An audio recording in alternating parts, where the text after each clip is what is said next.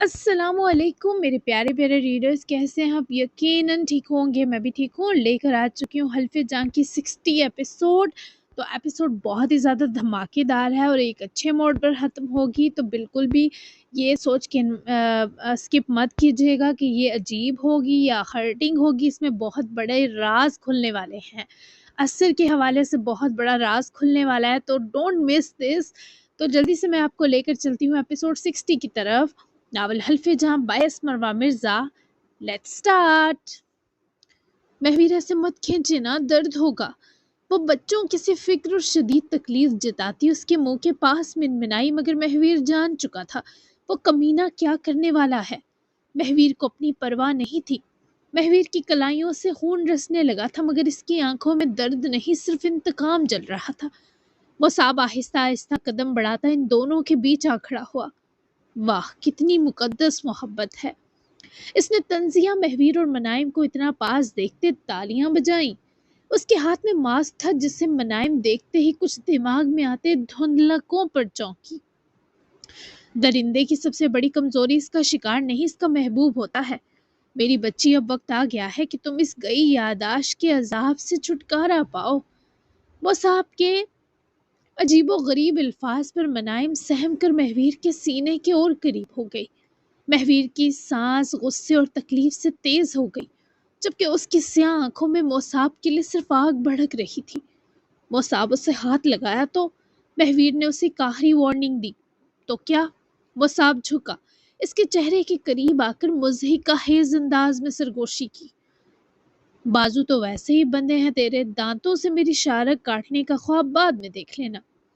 مصعب نے اس کا مذاق اڑاتے خباثت سے کہا لگایا، پھر اس نے اپنے آدمیوں کو اشارہ کیا۔ دو آدمی آگے بڑھے اور منائم کو پیچھے سے جکڑ لیا۔ نہیں! مہویر کی دھاڑ کمرے کی دیواروں سے ٹکرا کر گونجی۔ اس کی کلائیوں کی طرف کسی رسیوں کی چڑچڑاہٹ سنائی دی اور زور آزمائی سے اس کی کلائیاں اور چھل گئی۔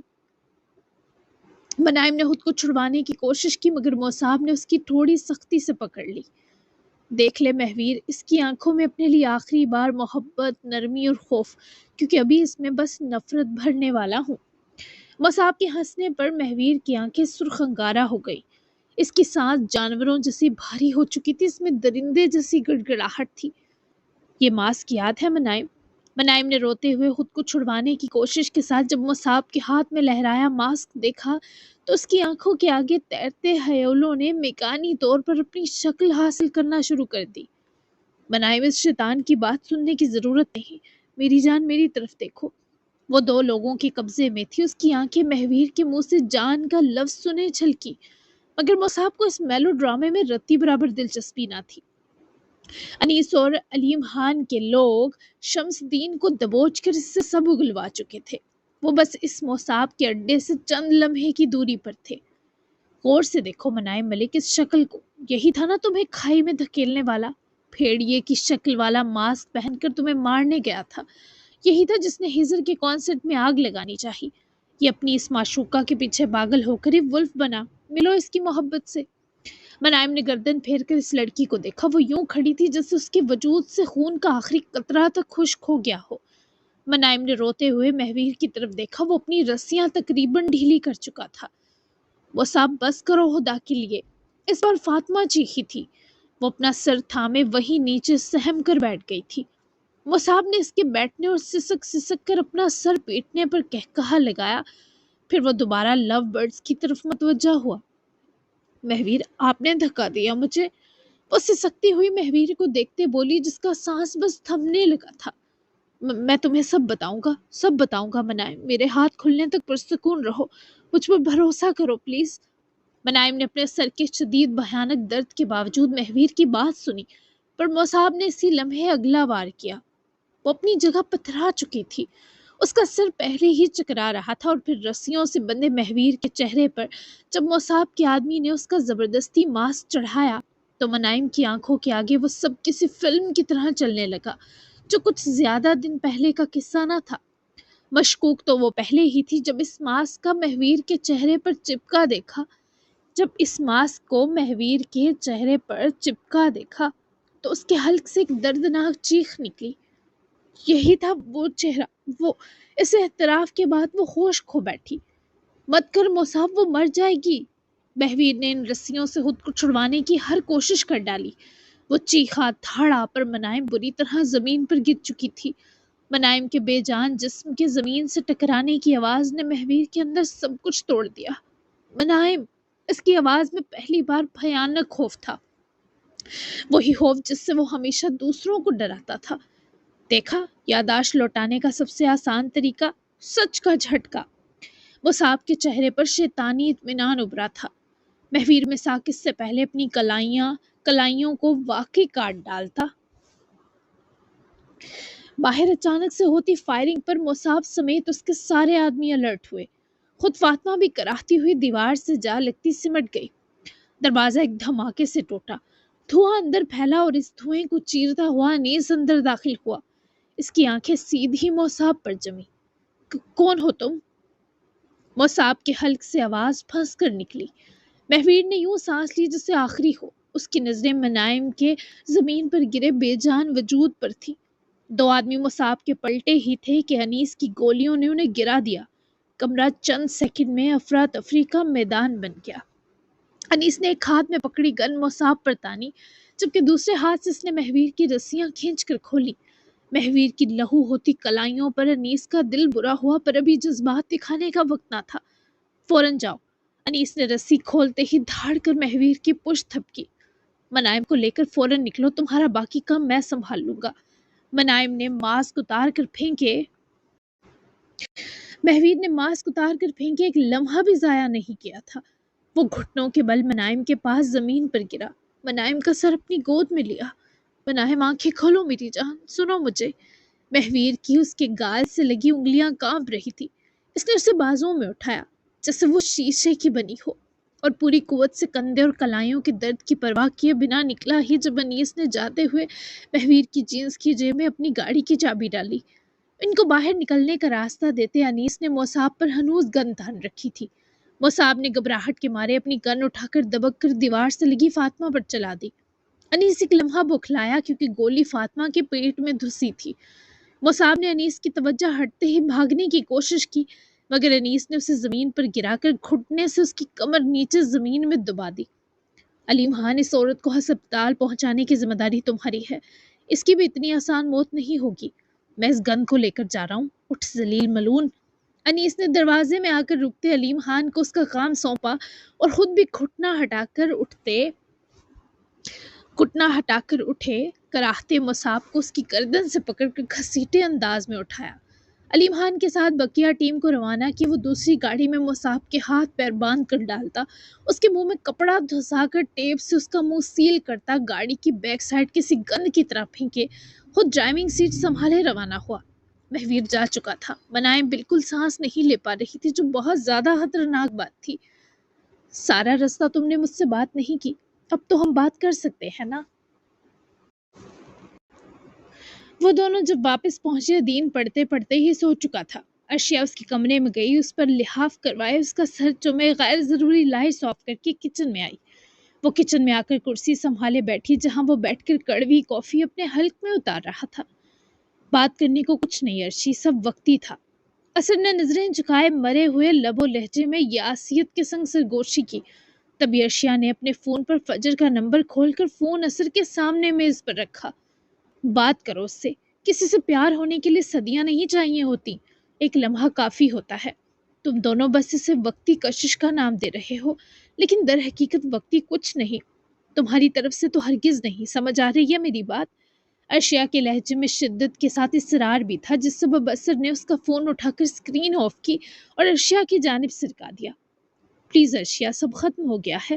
میں اس لڑکی کے سامنے ہوش و حواس کھو بیٹھا تھا، گرم گرم چائے حلق میں ڈھیل لی۔ یہ شاید اسے مذاق لگا تھا، تبھی وہ ایک پرچہ لکھ کر میرے منہ پر مار گئی، اس فیملی کے پاس جس نے اسے آگ کر دیا تھا۔ وہ بزد تھا، ہاش تک ہو گیا۔ ارشیا اس کی کیفیت اچھے سے سمجھ رہی تھی، تبھی اس نے فجر کا نمبر ملا لیا۔ اس سے پہلے اثر اس کی اس حرکت پر اٹھ کر جاتا، ارشیا نے اس کی بازو پکڑ کر واپس بٹھایا اور خاموش رہنے کا اشارہ کرتے فون سپیکر پر ڈالا۔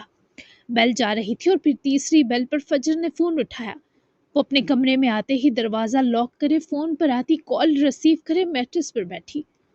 عرشیہ میم، فجر کی آواز میں اترا درد اثر کے کرب کو کم کر گیا۔ عرشیہ بھی افسردہ ہوئی۔ تم بنا مجھے انفارم کیے جاب کیسے چھوڑ سکتی ہو؟ تمہیں معلوم نہیں کہ ایک ریزگنیشن لیٹر دیا جاتا ہے، اس کے قبول ہونے کے بعد جاب چھوڑی جاتی ہے؟ بہت مایوس اور ناراض کیا تم نے مجھے۔ عرشیہ نے اپنے لہجے میں ناراضی بری، اثر بس کربناک انداز میں اسکرین کو گھور رہا تھا۔ مجھے اچانک آنا پڑا میم، مجھے معاف کر دیں۔ کل مہندی ہے میری اور پرسوں نکاح۔ یہ لوگ مجھے یہاں کے قبائلی بلوچ سرداروں میں بیاہ رہے ہیں جو بیٹیوں اور بہوؤں کی نوکری کو کوئی لعنت سمجھتے ہیں۔ مجھے میرے ماں باپ نے مجبور کر دیا، ورنہ آپ کا انتظار ضرور کرتی۔ اثر کے ماتھے پر حقارت سے بل اترے۔ عرشیہ اس کی بازو پکڑے اب تک پرسکون رہنے کا اشارہ کر رہی تھی۔ تم نے مجھے انوائٹ تک نہیں کیا؟ عرشیہ نے افسوس سے گلہ کیا تو فجر تکلیف سے مسکرائی۔ یہ حق ان لوگوں نے نہیں دیا مجھے۔ وہ مایوس اور شدید افسردہ لگ رہی تھی، جو نہ عرشیہ سے برداشت تھا نہ اثر سے۔ کس سے شادی ہو رہی ہے؟ کون ہے؟ کیا کرتا ہے؟ تم پسند کرتی ہو اسے یا تمہاری زبردستی شادی کروا رہے ہیں؟ بولو فجر، میں وہاں آ کر سب روک دیتی ہوں اگر یہ زبردستی ہے، ڈرو مت۔ عرشیہ نے امید کی تھی کہ وہ اپنی تکلیف بتائے گی، پر فجر نے شاید سمجھوتا کر لیا تھا۔ اس کی آنکھ سے ایک آنسو ٹپک کر رخسار پر لکیر بنا گیا۔ اس نے بابا کو 2 کروڑ دیا ہے میرے بدلے میم۔ میں زندہ رہوں یا مر جاؤں، ان وحشیوں کو ہر حالت میں درکار ہوں۔ اور آپ جانتی ہیں اس نکاح کے بعد بھی میں کبھی اپنے والدین اور بہنوں سے نہیں مل سکوں گی، کیونکہ میری فیملی ان کی نظر میں نیچ اور مفلس ہے، اور وہ ٹھہرے بلوچ خاندان کے امیر اور رئیس لوگ۔ ایک خیال آیا کہ کاش واپس نہ آتی، وہاں کھل کر سانس لینے کا حق تو تھا، پر یہاں خیر آپ یہاں آ بھی گئیں تو کچھ روک نہیں سکیں گی۔ الٹا یہ سر پھرے لوگ آپ کو نہ نقصان پہنچا دے، اس لیے مجھے میرے حال پر چھوڑ دے، رکھتی ہوں۔ اس لڑکی کی ایک گھٹی باتیں عرشیہ اور اثر کا سینہ بھی چھلنی کر گئی۔ وہ جس طرح بول رہی تھی اس کا حلق اس کی آواز گھونٹنے کی پوری کوشش میں تھا۔ اثر زمان، اسے چھوڑ کر گئی ہو تم، اس کے لیے تمہارے دل میں کچھ نہیں؟ اس نے تمہیں پرپوز کیا تھا، تم اس کے ساتھ کچھ وقت رہی، کیا اثر کے جذبات یک طرفہ ہیں فجر؟ اس بار عرشیہ کی آواز بھی نم پڑی، جبکہ وہ اذیت سے سانس بھر کر رہ گئی۔ مجھے وہ بہت اچھے لگے تھے۔ دل نے اس شخص کو دیکھتے پہلی خواہش یہی کی تھی، کاش اس کے ساتھ زندگی گزارنے کا موقع مل جائے، لیکن میں ان کی زندگی جہنم نہیں بنا سکتی۔ پہلے تو نہیں، اگر اب اثر کے بارے میں نے ایک لفظ بھی کہا تو یہ لوگ صرف میری جان نہیں لیں گے، اسے بھی نقصان دیں گے۔ میں نے اپنے ماں باپ کے ایموشنل ڈرامے کو سچ سمجھ کر یہاں آنے کی جو غلطی کر دی، یہ میرے لیے سب ختم کر چکا ہے۔ اب میں واپس نہیں آ سکتی۔ اختتام تک فجر کی آواز ہچکیوں میں بدلی، جس سبب عرشیہ کی آنکھیں تو بھیگی، اثر کی بھی سرخ انگارہ ہو گئی۔ فجر، میں اثر کو بتاؤں؟ ہم کچھ نہ کچھ کر لیں گے، تم حامی بھرو بس۔ عرشیہ بہت دیر بعد بول سکی، کیونکہ وہ اثر کا ضبط بھی دیکھ رہی تھی، حلق میں جسے آنسوؤں کا گولا سا اٹکا تھا۔ ہرگز نہیں میم، میں بہت تکلیف میں تھی، تبھی آپ سے شیئر کر بیٹھی۔ انہیں بھنک بھی نہ لگی کسی چیز کی۔ انہیں جو خط لکھا ہے اس سے وہ یہی سمجھیں گے کہ مجھے ان کی اور ان کے جذبات کی نہ خبر ہے، نہ ہی یہ سب سنجیدہ تھا میری طرف سے۔ پلیز، اللہ حافظ۔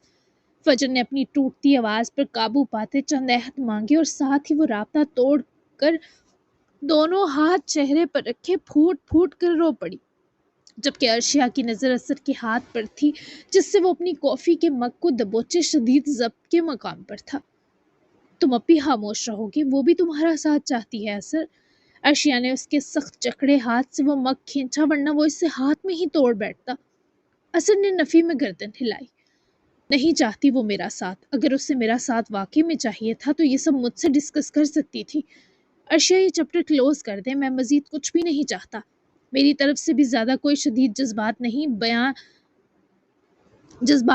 ہے اس کی طرح۔ تو کر لینے دے اسے اونچے سرداروں میں شادی۔ اسے میں نے کہا تھا وہ اپنے والدین سے شادی کر کے بھی محروم ہوگی، پر اسے میری بات مذاق لگی۔ ہر انسان اپنی غلطی کی سزا پا کر رہتا ہے، اسے بھی پانے دیں۔ اثر نے اپنا حتمی فیصلہ سنایا اور اٹھ کھڑا ہوا۔ عرشیہ بھی گھبرا کر اٹھی۔ اس نے اثر کو نا امیدی سے دیکھا، شاید اسے اثر سے اس کی توقع نہ تھی۔ اثر، میں جانتی ہوں تم یہ سب ہرٹ ہو کر کہہ رہے ہو، اس پر غصہ ہو کہ وہ ایک کاغذ کا ٹکڑا چھوڑ کر چلی گئی، تمہیں اعتماد میں نہ لیا، لیکن اس کی پوزیشن سمجھو کہ لڑکیاں کہیں نہ کہیں اپنی فیملی کے لیے بہت ایموشنل ہوتی ہیں۔ اس کے پیرنٹس خود غرض ہیں، پر وہ تو ان کے لیے ترسی ہوئی تھی۔ کوئی بھی ہوتا جھانسے میں آ جاتا۔ میرے بھائی، تم یہ کل کے پچھتاؤ گے اور ہمیں ہمارا پرانا اثر کبھی نہیں ملے گا۔ وہ اس گلٹ میں دب جائے گا۔ تم آج اچھے سے سوچ لو، ہم کل جا رہے ہیں اسے لانے، کوئی بھی قیمت ہوئی دیں گے، سن رہے ہو تم؟ میں مما یہ بابا سے ادھار لے لوں گی پیسے، کچھ بھی ناممکن نہیں۔ ہم وہ قیمت واپس لوٹا دیں گے ان کمینے سرداروں کو، اور میں، انیس اور تم مل کر یہ پیسے بھی واپس لوٹا دیں گے بابا اور مما جس سے بھی لیے۔ وہ ارشیا کی طرف دکھ سے دیکھنے لگا، بھلا وہ کیوں اپنی وجہ سے کسی اپنے پیارے کو اتنی پریشانی میں ڈالے؟ شاید وہ ارشیا کی بات مان بھی لیتا، پر جب سے ابراہیم الوی نے اسے اس کی نوکر ہونے کی اوقات یاد دلائی تھی، وہ اندر سے ٹوٹ گیا تھا۔ میرے لیے کچھ کرنے کی ضرورت نہیں ارشیا، پلیز، میں وعدہ کرتا ہوں میں پہلے جیسا ہی ملوں گا آپ کو۔ یقین کریں مجھ پر، میں کسی گلٹ میں نہیں رہوں گا، دبوں گا۔ وہ اس کے کہے لفظوں پر یقین کرنے سے قاصر تھی۔ وہ شدید بکھرا اور رنجیدہ تھا، مایوس تھا۔ اصل تم ٹھیک نہیں ہو بھائی، تم کیوں تنگ کر رہے ہو مجھے؟ مان جاؤ پلیز، کیا کوئی اور بات پریشان کر رہی ہے؟ وہ تم نے کچھ کہا تھا، مجھے اشارہ دیا، بتاؤ اثر، کسی نے کچھ کہا ہے تمہیں؟ ادھر دیکھو میری طرف۔ اثر نے اس کا اپنی بازو کے گرد لپٹا ہاتھ پکڑ کر ہٹایا۔ ارشیا کو اس کا یہ کرنا دکھی سے زیادہ پریشان کر گیا۔ پلیز ارشیا، ابھی بات نہیں کر سکتا، ہوپ سو آپ مجھے سمجھیں۔ وہ ارشیا سے نظریں ملائے بنا وہاں سے گیا تو وہ اپنے جھٹکے ہاتھ کو دیکھتی غمزدہ ہوئی۔ وہ اثر کو ایسا تو نہیں چھوڑ کر گئے تھے؟ کیا ہو رہا تھا یہاں؟ وہ اسی کیفیت میں پلٹی جہاں ابراہیم الوی کھڑے تھے۔ ارشیا نے اپنے آنسو پونچھے۔ کچھ نہیں انکل، آپ کو کچھ چاہیے؟ وہ اثر اور ارشیا کے لیے پہلے ہی مشکوک تھے، اوپر سے اثر پر غصہ الگ کہ اس نے انیس کو ہر بات بتا دی۔ اس وقت بھی اس شخص کی آنکھوں میں غصہ تھا۔ تم انیس کی بیوی ہو بچے، پھر ہر وقت اثر زمان کے ساتھ ہونے کا کیا مقصد ہے؟ وہ تمہارے شوہر کا کیئر ٹیکر ہے، اس گھر کا ملازم ہے، یہ بات کچھ غیر مناسب نہیں کہ تم اس کی بازو پکڑو، ایسے پاس بیٹھ کر گپیں لگاؤ، وہ بھی انیس کی غیر موجودگی میں۔ انیس کی تو شاید آنکھیں بند ہیں، اور تمہاری بھی۔ اس آدمی کو سر چڑھانے کی ضرورت نہیں، پتہ نہیں کس خاندان کا تھا، ہمراہ کی ضد پر اسے ہم نے اڈاپٹ کیا۔ ارشیا کی آنکھیں پہلے ہی بھیگی تھیں، اب تو لگا کسی نے ریت ان میں جھونک دی ہو۔ وہ اول تو صدمے کے سنگ کچھ دیر سانس نہ لے سکی کہ یہ اس شخص نے ایسی باتیں کر کیسے لیں۔ وہ جس بھی خاندان کا ہو، وہ میرے لیے میرا بھائی ہے، میرا پیارا بھائی، نہ صرف میرا بھائی بلکہ انیس کا سایہ ہے۔ آپ اس کے لیے ایسا کیسے کہہ سکتے ہیں؟ آپ کو یہ بے رحم الفاظ سوٹ نہیں کیے؟ کیا آپ نے ہمارے پیچھے سے کچھ کہا؟ یقیناً کہا ہے۔ اب سمجھ آ رہی ہے مجھے انیس کی وہ حالت کس چیز نے کی۔ Excuse me. وہ روتی ہوئی ہر چیز کا ادراک پائے کچن سے نکلتی سیڑھیاں چلی تو ابراہیم الوی نے جسے ندامت سے ماتھا کھجایا، شدید متذبذب انداز میں باہر نکل کر سیڑھیوں کی طرف دیکھا۔ بہو کی ناراضگی کی اب پرواہ نہیں تھی، کیونکہ مزید وہ ارشیا سے تو پیسے نہیں نکلوا سکتے تھے، جبکہ یہ سب ایک بار پھر اثر سن چکا تھا۔ وہ جس اذیت کے سنگ اپنے کمرے کی طرف گیا، اس کی شدت کا گواہ صرف اس کا اللہ تھا۔ وہ اسی لیے اتنا ہرٹ ہے۔ انیس کو یقیناً سب پتا ہے۔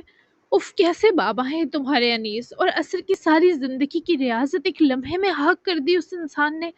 اثر کے دل کو سکون دے اللہ، وہ اپنا سب داؤ پر لگانے پر تلا ہے، اسے خوش عطا کریں۔ وہ کمرے میں آ کر مائنتی کی جانب بیٹھی دعا گو کے ساتھ ساتھ کرب زدہ بھی تھی، اور اپنی کمرے میں کھڑکی کے پردے ہٹا کر کھڑا اثر باہر غیر مرئی نقطے پر نظریں گاڑے کھڑا تھا۔ اس کی آنکھیں سرخ انگاراں تھی۔ پھر وہ پلٹ کر ڈریسنگ ٹیبل تک آیا۔ اس نے وہاں ڈرا میں رکھی ڈائری نکالی، وہ لاکڈ تھی۔ اثر نے اپنے والیٹ سے چابی نکال کر وہ ڈائری کھولی، پھر اس کے پہلے صفحے کو کھولا جہاں ایک تصویر تھی، جہاں وہ چند ماہ کا تھا اور اس کی ماں نے اسے اٹھا رکھا تھا۔ نیچے ایک سطر لکھی تھی کہ ڈائری آگے تب پڑھنا جب تمہارا اس گھر میں جینا مشکل ہو گیا، اس سے پہلے نہیں۔ تم پر بھروسہ کر کے میں تمہیں تمہاری ماں کی یہ امانت دے رہی ہوں اثر، تمہاری دوسری ماں ہمراہ الوی۔ تم ہم دونوں ماؤں کی سمجھدار جان ہو۔ وہ پچھلے 14 سالوں سے یہ ڈائری ہر روز پڑھتا، لیکن ہمراہ کی لکھی یہ سطر پڑھ کر رک جاتا۔ لیکن آج اس کا اس گھر میں سانس مشکل تھا، تبھی اسے اجازت تھی، اب وہ اپنی ماں کا خط پڑھ سکتا تھا۔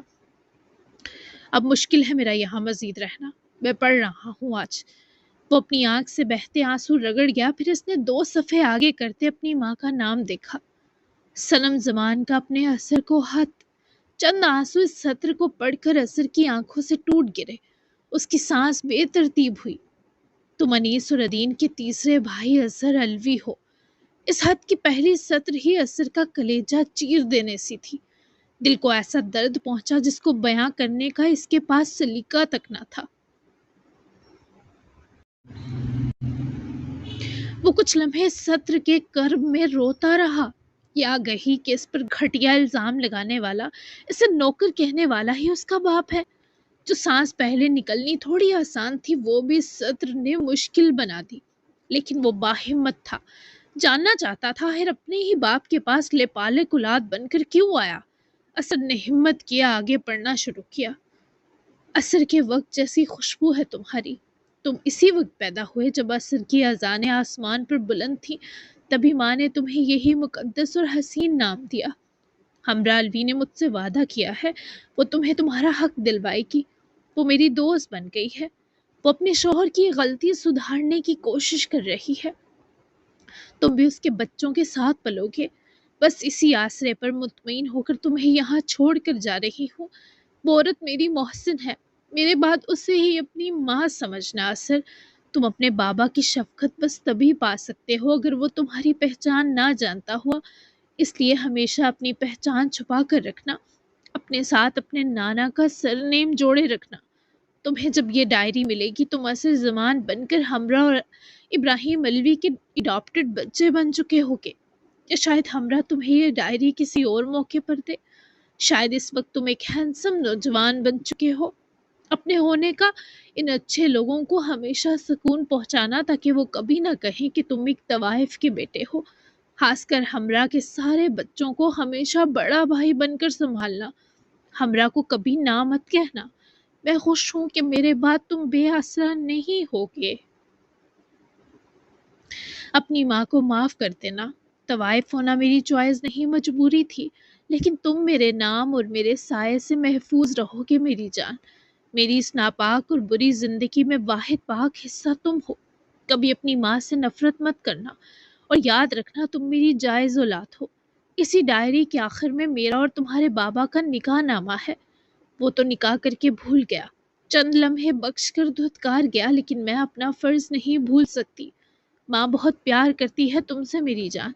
اللہ حافظ۔ اگر میں مر گئی تو اسی ڈائری میں میری قبر کا پتہ لکھ دیا جائے گا، اس کے بارے صرف تمہیں پتہ ہوگا۔ کبھی کبھی ملنے آیا کرنا۔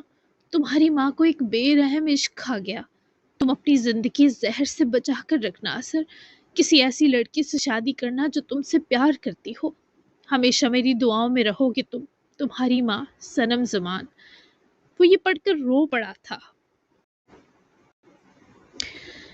وہ اس لیے نہیں رویا تھا کہ اس کی ماں یہ لکھتے مر رہی تھی، اس لیے رو پڑا تھا کہ اس ڈائری کے آخر میں اس کی ماں کی قبر کا کوئی پتہ درج نہ تھا۔ ہمراہ نے اپنی زندگی میں اثر کی ماں کو بہت تلاش کیا، لیکن وہ شاید بہت دور چلی گئی تھی۔ اس ڈائری کے سوا اس کے پاس کوئی دوسرا لمس نہ تھا اثر کی ماں کا۔ تبھی ہمراہ نے اثر کو بالکل ویسے بنا دیا جیسے صنم چاہتی تھی۔ وہ انیس کی طرح ہی اسے اپنا بیٹا بنا کر لائی تھی۔ وہ دونوں کے درد پر جتنا جیے ایک سا تڑپی تھی۔ صنم اسے پھر نہ ملی، وہ اثر کی ماں بنتے ہی طوائف بھی نہیں رہی تھی۔ پھر اب جب اثر کو اس شخص سے ایسی تکلیف ملی جو سو کالڈ سگا باپ نکل آیا تھا، تو وہ کیسے نہ بکھرتا۔ کیا اس شخص کا صنم زمان کو جیتے جی مارنا کافی نہ تھا کہ اس نے اثر کا دل بھی کچل ڈالا؟ وہ ڈائری چوم کر اسے لاک کی اثر نے واپس رکھ دیا، ڈرا بھی لاک کیا، اور وہ چابی اپنے والیٹ میں رکھتے اثر نے اپنی بھیگتی آنکھیں رگڑ دی۔ میں یہاں سے بہت جلد چلا جاؤں گا، کسی کو نظر نہیں آؤں گا، آپ کو ڈھونڈ لوں گا ماں، آپ نے اچھا نہیں کیا میرے ساتھ، مجھے یہاں کوئی کمی نہیں ملی، لیکن آپ نے ناحق خود سے اتار پھینکا مجھے، مل کر اس کا حساب لوں گا، اب میری زندگی کا مقصد صرف آپ کی تلاش ہے۔ اظہر نے اذیت سے خود کلامی کی، پر اس کی آواز بکھر کر کرچیوں میں بدل گئی۔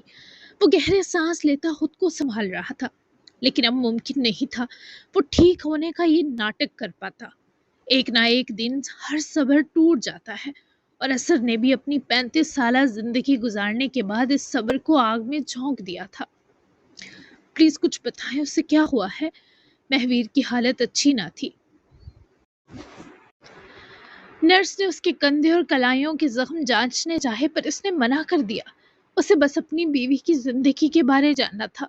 کب سے وہ ICU روم میں تھی اور وہ اکیلا یہاں کوریڈور میں تڑپ رہا تھا۔ دماغ کے ایک حصے میں خون جمع ہو رہا ہے، اس سے اندرونی دباؤ بڑھ رہا ہے۔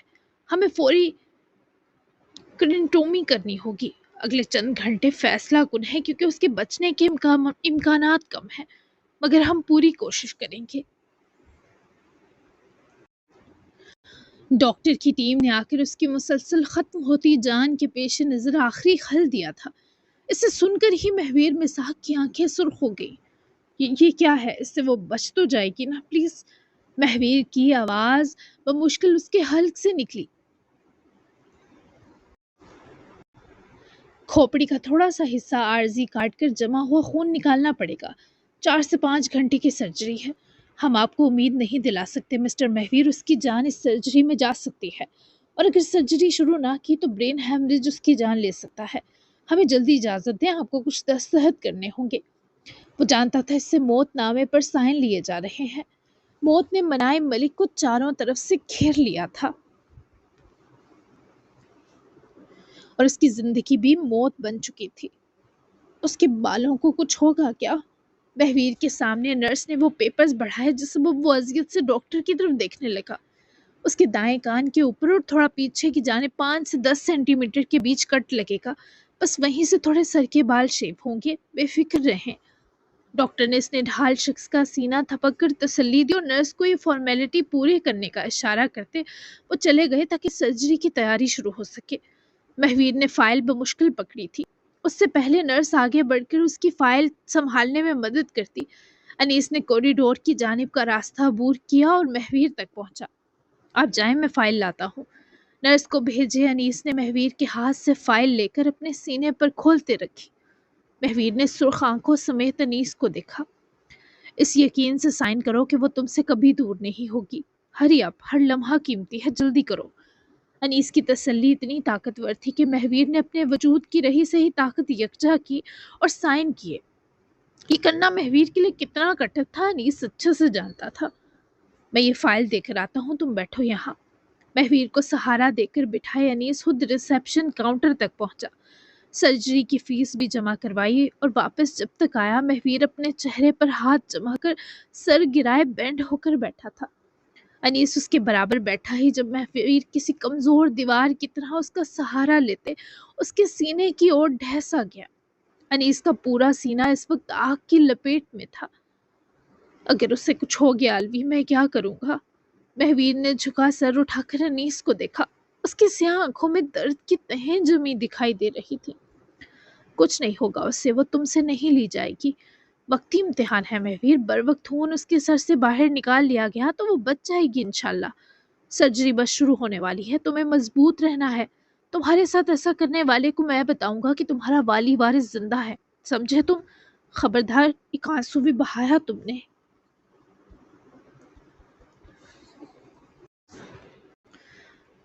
ان زخموں کو دکھاؤ ڈاکٹر کو۔ انیس نے اس کی آنکھوں میں اتری نمی اس کی داڑھی میں دفن ہونے سے پہلے ہاتھ سے مٹا ڈالی، پر وہ ان بین کرتی آنکھوں کا کیا کرتا جو انیس سے دیکھنی مشکل تھی۔ نہیں، یہ زخم کچھ نہیں کہیں گے مجھے۔ وہ ٹھیک ہو جائے بس ایک بار، میں اس کے سامنے تک نہیں جاؤں گا۔ اس کی زندگی کے سوا کچھ نہیں چاہیے۔ اس کے ساتھ کی سب کچھ میری وجہ سے ہو رہا ہے۔ میں نے ایک ہنستی مسکراتی من موجی لڑکی کو موت کے منہ تک پہنچا دیا۔ وہ جیسا نیچ بھی کہاں ہوگا کوئی۔ انیس کے منع کرنے کے باوجود وہ باز نہ آ رہا تھا۔ انیس اسے اس وقت ڈانٹ بھی نہ پا رہا تھا کیونکہ وہ مہویر کے کرب کو سب سے زیادہ سمجھ رہا تھا۔ بس مہویر، نیچ نہیں ہو تم۔ میرے سامنے خود کو ایسا کہو گے تو میں برداشت نہیں کروں گا اور میرا ہاتھ اٹھ جائے گا۔ دانت اور بال خطرے میں پڑ سکتے ہیں تمہارے۔ کچھ ختم نہیں ہوگا۔ وہ لڑکی جو موت کے منہ میں ہے وہ واپس جیے گی بھی اور تمہاری وجہ سے خود کو دنیا کی خوش قسمت لڑکی بھی سمجھے گی۔ لکھ کر دیتا ہوں، جو تمہارا ایک بار شکار ہو جائے وہ تم سے نہیں بچ سکتا۔ میری مثال تمہارے سامنے ہے۔ انیس کے پاس اس کو حوصلہ دینے کے لیے الفاظ نہ تھے۔ تبھی وہ ٹوٹی پھوٹی کوشش ہی کر پایا، لیکن اس کوشش پر مہویر کا دل قربان ہوا۔ اس وقت وہ اس کے ساتھ تھا، وہ اس کی مدد کو بر وقت پہنچ گیا۔ شاید مہویر اس کا احسان ساری عمر نہیں اتار سکتا تھا۔ میں مصعب کو قطرہ قطرہ کر کے ماروں گا۔ منائم کے ہوش میں آنے تک وہ شیطان تیرے پاس میرا قیدی ہے، اسے مارنا مت، یہ آخری قتل واجب ہے مجھ پر۔ اب جا انیس، مجھ سے زیادہ تھکا لگ رہا ہے، ابھی کسی کو ہاسپٹل کا پتہ مت دینا، میں کسی کا سامنا نہیں کرنا چاہتا۔ وہ سیدھا ہو کر بیٹھے، انیس کا رخسار تھپک کر اسے جانے کی تاکید کر رہا تھا، لیکن انیس پر اس وقت ہر آرام حرام تھا۔ میں نہیں جانا چاہتا مہویر، سرجری ہونے تک مجھے یہیں رہنے دو، میں تمہیں اکیلا نہیں کر سکتا، اس وقت ہرگز نہیں۔ انیس کے حتمی فیصلے پر مہویر نے بے بسی میں ڈوبی وہ ہیزل براؤن آنکھیں دیکھی جن کی ہر نظر کا دوسرا نام مہویر کے لیے شفقت و مہربانی رہا تھا۔ آج تک وہ شفقت برقرار تھی۔ جا کر مصعب کو پہلی ڈوز نہیں دے گا میرے بہاف پر کیا؟ یہاں بیٹھ کر تیرا پیار اور بھائی چارہ دیکھ کر میں زیادہ ایموشنل ہوتا رہوں گا۔ مہویر نے اسے جذباتی طور پر وار کرتے کمزور کیا، اور یہی انیس کا ویک پوائنٹ تھا۔ جذباتی کر دیا اب تم نے مجھے، میرے ہاتھوں پر رحم نہیں آتا نا تمہیں؟ انیس نے منہ بگاڑ کر شکوہ کیا۔ میرے لیے تو نے کب زخمی کیے ہاتھ؟ وہ تو عرشی المیر کے لیے اپنا ہاتھ کاٹ ڈالا تھا۔ تیری وہ بے قابو جنونیت بری عاشقی، جب بھی سوچتا ہوں پیار آتا ہے۔ جا ذرا ان فولادی ہاتھوں کا خون رواں کر، ایسا مار اس ناپاک جانور کو کہ درد تو شدید ہو پر نہ خون نکلے نہ زخم بنے۔ میں اگر یہاں سے ہل پاتا تو باہدہ اس کی آج ہی ٹکڑے کرتا، لیکن میرے لیے وہ لڑکی بہت قیمتی ہے، مجھے یہیں رہنا ہے جب تک وہ مجھے پکار نہیں لیتی۔ مہویر نے اب تو فرض ہی بڑا شدید کندھوں پر ڈال دیا تھا، اور ایسے بھی انیس کیسے رد کر سکتا تھا؟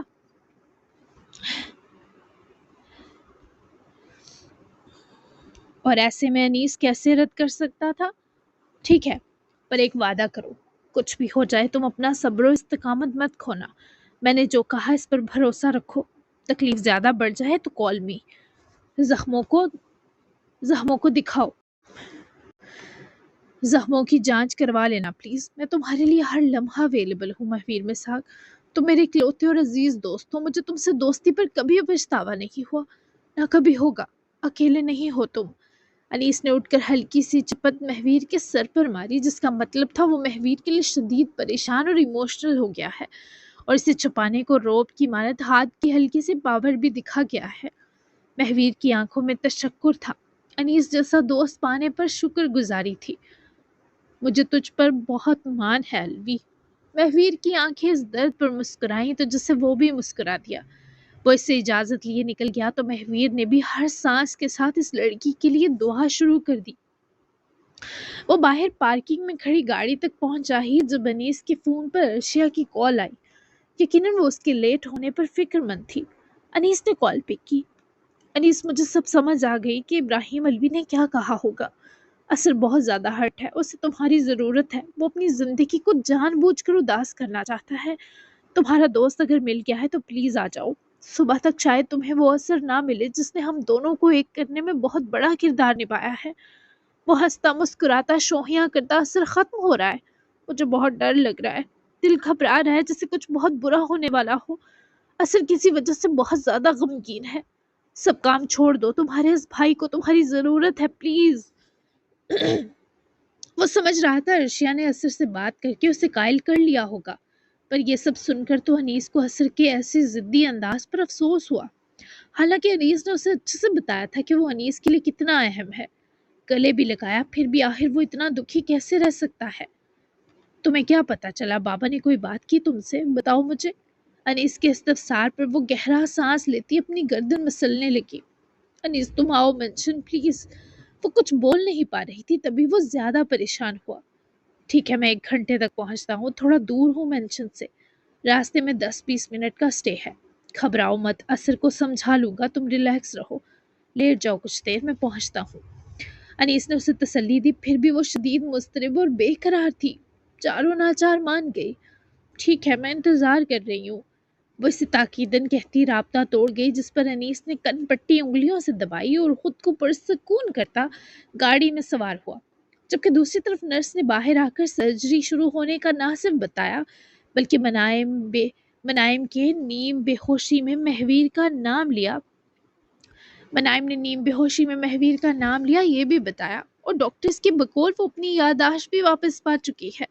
اس کی یادداشت واپس آ گئی تھی، مگر وہ نیم جان ہو کر بھی مہویر کو پکار رہی تھی۔ اف یہ مرتے مرتے نبضیں دھڑکانے سا تھا۔ کیا یہ کوئی تسلی تھی یا قدرت کا مہویر کے لیے اشارہ کہ اسے منائم کے ہوش میں آنے کا انتظار صبر سے کرنا ہے، تب تک اسے ایک سانس بھی مشکل نہیں لینی۔ انیس اس کا فرض نبھا رہا تھا، وہ پہنچ چکا تھا۔ ویئر ہاؤس میں 18 لوگوں کی نگرانی میں اس خبیث کو قید کیا گیا تھا۔ وہ مصعب عوان کے منہ سے سسکیاں دلخراش آہیں نکلوا رہا تھا۔ مصعب کی پسلی کی ہڈی ٹوٹ چکی تھی، اس کا درد بھی اس کے چیخنے چلانے میں شامل تھا۔ آخر کیوں دنیا یتیموں کو بے یار و مددگار اور بے سہارا سمجھتی ہے؟ وہ تھا مہویر کا والی وارث، وہ جس کا بہتا خون نہیں رکتا تھا۔ اس نے مہویر کو اذیت کے مقام پر پہنچاتے اس درندے مصعب کی ہڈیاں توڑ ڈالی تھی، اپنے ہاتھوں کے زخمی ہونے کی پرواہ کیے بنا۔ بس مہویر نے اسے کہا کہ وہ مصعب کی بس جان نہ لے، یہ وہ خود منائم کے جاگتے ہی اپنے ہاتھوں کرنا چاہتا تھا، پر انیس کے لیے اس کمینے کی جان لینا مشکل نہ تھا۔ محراب، عاصم، حضر، یہاں تک کہ بیلا اور ہاور سب ہی منائم کے لیے دعا گو تھے۔ کسی کو بھی کچھ پتا نہ تھا، نہ انہیں معاملے کی سنگینی بتائی گئی تھی۔ بس انیس نے انہیں یہی اطلاع دی تھی کہ کھائی میں گرنے والے پرانے زخم سے خون نکل کر منائم کے سر میں جمع ہو گیا، یہ بھی کہ مہویر اس کے ساتھ ہے۔ ہاور سلطان کو جانا پڑا، مگر بیلا رک گئی۔ وہ روتی محراب آنٹی کو چھوڑ کر نہ جا سکی۔ عاصم البتہ ہاسپٹل کا پتہ معلوم کرنے میں لگا تھا تاکہ جا کر تمام صورتحال جان سکے۔ جی جناب، تو کیسی لگی آپ کو ایپیسوڈ؟ اچھی لگی ہوگی تو ملتے ہیں کل کے ایپیسوڈ میں، جو بہت ہی زیادہ دھماکے دار ہونے والی ہے، اور سب کو میری طرف سے رمضان مبارک ہو۔ سب اپنی پیاری پیاری دعاؤں میں مجھے بھی یاد رکھیے گا۔ تو ملتے ہیں کل، تب تک کے لیے بائے بائے، اللہ حافظ۔